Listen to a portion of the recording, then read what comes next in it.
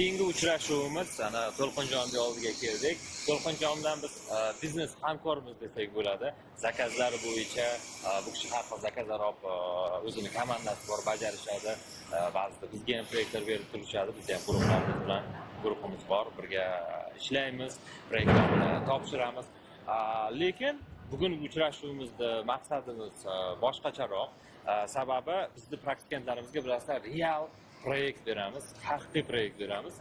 Hozir ham To'lqin o'zini proyektini bizda o'sha bitiruvchilarimizga ishonib topshirmoqda, hali praktika boshlangani yo'q. Ushbu proyekt haqida To'lqin o'zingiz gapirib berasiz? Xo'p, loyihamiz nomi Qo'yarchi deb nomlangan hozircha. Qo'yarchi. Xo'p, loyihamizning asosiy maqsadi Akmal aka, har bitta savdo qiladigan, xoh xizmat yo'nalishida bo'lsin, xoh tovar yo'nalishida bo'ladigan bo'lsa ham, har bitta tadbirkor uchun mo'ljallangan 1% o'rta hisobdagi cashbackni yig'ib berish. Bu asosan marketingda ko'p qo'llanishini biz nazarda tutyapmiz. Ya'ni har bitta mijoz kimnidir uslugasini yoki kimnidir tovarni olgan paytda uning uchun mijoz uchun qiziqarli bo'lishi balkim 1%, balkim 2% u tadbirkorning talabidan kelib chiqib qo'yiladigan narsa. Ya'ni o'sha eski mijozlarni o'zida doim saqlab qolishini ta'minlash maqsadida, cashbackni boshqacharoq yo'nalishi desak ham bo'ladi. Karta loyalnosti ham deyishadi. Faqat QRchi nomi, chunki QR kod orqali bo'ladi. QR kod orqali, o'sha bitta QR kodni o'zida magazinni ham aniqlaydilar, summani ham aniqlaydilar. Mijoz uchun hech qanday og'riq bo'lmaydi, faqat QR kodni o'qitib olsalar bo'ldi bu. Zo'r. Qaranglar, men bu praktikamizda hamma YouTube'da masalan sizga programma bo'ladi. Endi u programmani shaxsan o'zim har bir qatorini tekshirganim uchun yoshlar ishlagani bilan juda ham sifatli program bo'ladi, xudo xolasa.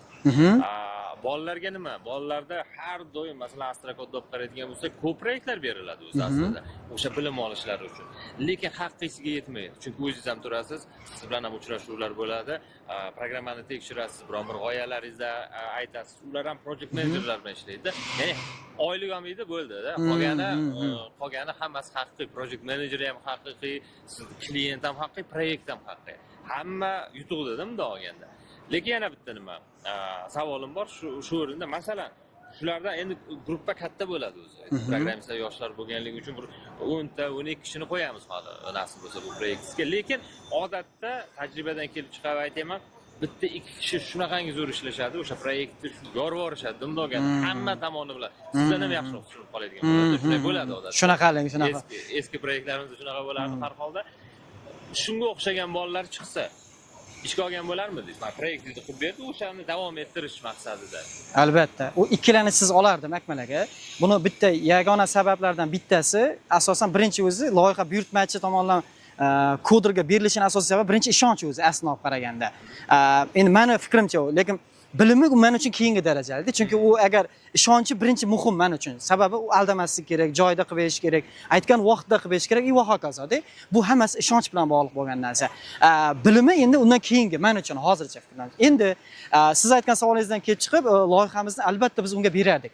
Sababiki bizlarga Legoga o'xshagan narsa-da, u ham loyihaning nimasi, joyi yozilgani ham qaysidir ma'noda, masalan, men sizga ishonganim uchun loyihani beryapman. Xo'p, keyingi nima bosqich nima bo'ladiki, u loyihani sizni bolalaringiz ko'targandan keyin ular aytganingizdek ipidan ignasigacha ular bilib ketadi.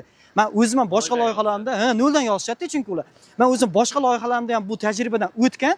Ba'zi bir 2 yillik loyiham bor. Masalan, mana doimiy meni moliyalashtirib kelayotgan loyiha, ba'zi funksiya men o'zimning esimdan chiqib ketadi. Programmist bola menga eslatadi uni. Bu joyda mana bunaqa edi, bu joyda mana bunaqa edi deb yuboradilar-da. Chunki ular mehnatini noldan bilishadi. Noldan yozib kelganda ular. Men uni ikkilanishsiz bergan bo'lardim. Bilimidan ko'ra ishonchi muhimroq dedi.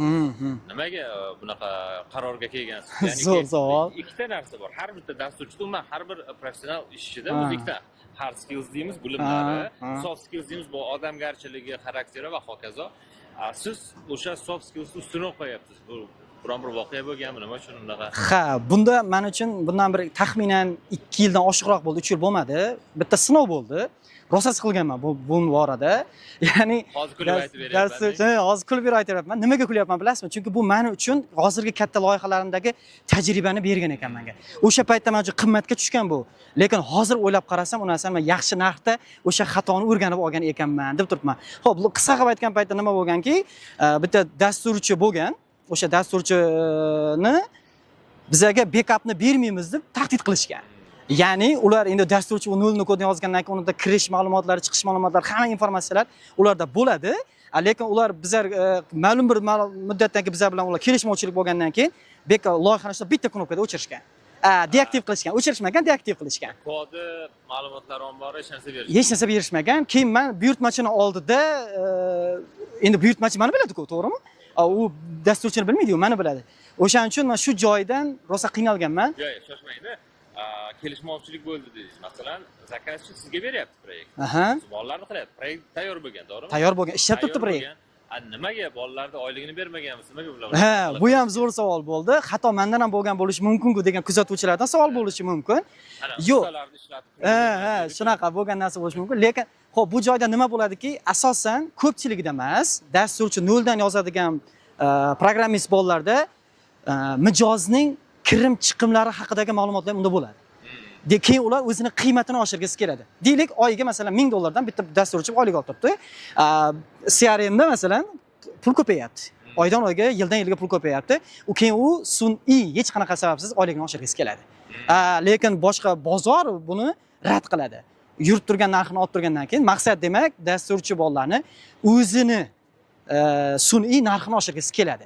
Shuni hisobiga bo'ladi. Yaxshiroq tushunishim uchun. Proyekt bo'ldi. Ishlab turibdi. Oyliklar berilyapti. Bular proyekt ko'rishyapti, masalan, zavodga qilib bergandirsiz yoki boshqa bir katta kompaniyaga. Bular yaratib bergan programmasidan o'sha zavod foydalanib, oyiga masalan $10,000 mi, $100,000 mi tushyapti. Hammasini men qilib bergan bo'lsam. Bu oyiga $100,000 topyapti. Shunaqa. Men $5,000 so'rasam agar beradi. Beradi deyishadi. Shuni hisobiga hammasi ham emas, hammasi ham unaqa emas.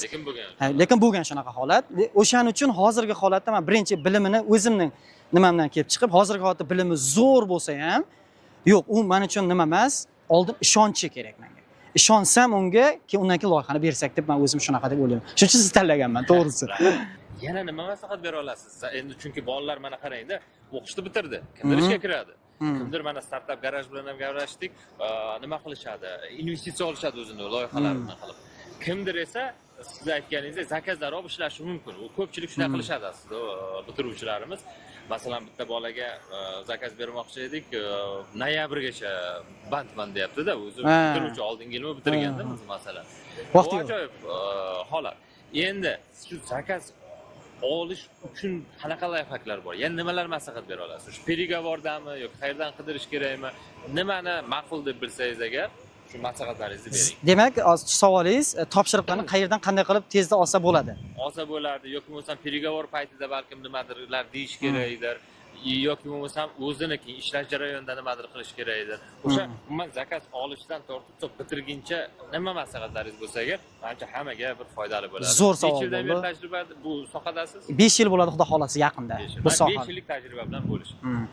Zo'r savol bo'ldi Akmal aka. Xo'p, buyurtma olishdagi eng asosiy joylardan bittasi bu birinchi suhbat. Asosan ko'p yechim, meni fikrimcha, birinchi suhbatda bo'ladi. Birinchi suhbatda buyurtmachi sizni gapirishingiz, o'zingiz tutishingiz, qanaqa loyihalarni qilganingiz, nimadan minusingiz, nimadan plusingiz bor, hamma narsasini birinchi suhbatda gaplashasiz.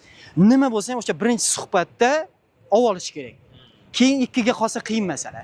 Qiyin, juda qiyin masala, chunki hozir bizlarda raqobat juda kuchli.